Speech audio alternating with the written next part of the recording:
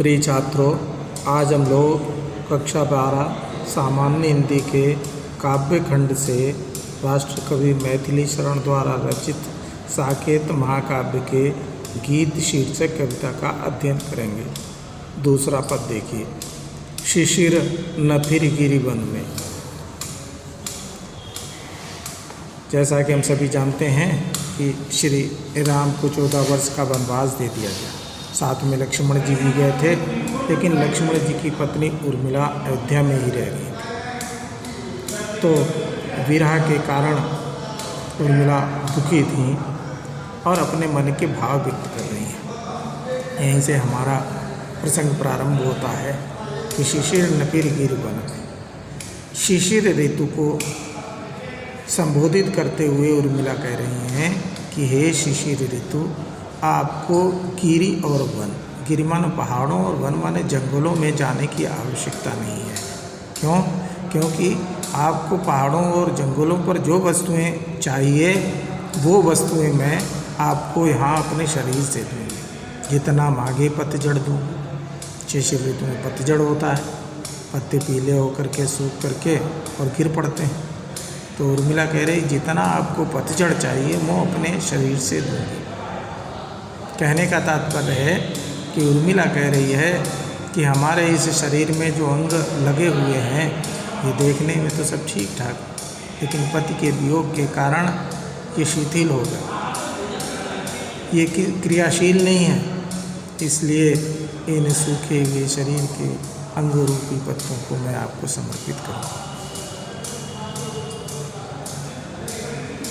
दूंगी मैं इस निज नंदन, निज नंदन अर्थात अपने इस शरीर रूपी वन से मैं तुम्हें जितना पतझड़ चाहिए उतना दूँ। कितना कंपन तुझे चाहिए। और सर्दियों के कारण व्यक्ति कांपता है। तो उर्मिला कह रही है कि जितना कंपन तुझे चाहिए ले मेरे इस तन से। कहते हैं जितना कंपन तुमको चाहिए वो इस मेरे शरीर से लो। कहने का तात्पर्य उर्मिला के शरीर में रक्त का इतना अभाव हो गया है कि दुर्बलता के कारण उसका शरीर हमेशा कांपता रहता है। सखी कह रही पांडुरता का क्या अभाव आनंद। और कह रही उर्मिला कि हमारी सखी कह रही थी कि तुम्हारे आनंद माने चेहरे पर पांडुरता माने पीला, पीलापन बहुत ज़्यादा हो गया है। अर्थात रक्त के अभाव में उर्मिला का शरीर बिल्कुल पीला हो रहा है। तो कहती हैं कि जितना तुम्हें पीलापन चाहिए उतना पीलापन मैं अपने शरीर से दूँ। वीर जमा दे नैन नीर यदि तू मानस भाई। ये वीर माने भाई, यदि तुम हमारे नेत्रों से निकलने वाले आंसू तू हमारे हृदय में बसा दे, उनको जमा दे, तो मोती सा मैं किंचना रखूँ उसको पास। तो मैं अकिंचना, अकिंचन कहते हैं जिसके पास कुछ न हो, तो मैं उन आंसुओं को ही मोती के रूप में अपने मन में संभाल के रखूँगी। हंसी गई रो भी न सकूँ मैं अपने इस जीवन में। अब तो पति के जाने के कारण हंसी तो उनके साथ चली गई, रोने का सामर्थ्य नहीं है। अब मैं इस जीवन में क्या करूँ? तो उत्कंठा है देखूँ फिर क्या हो भाव बन।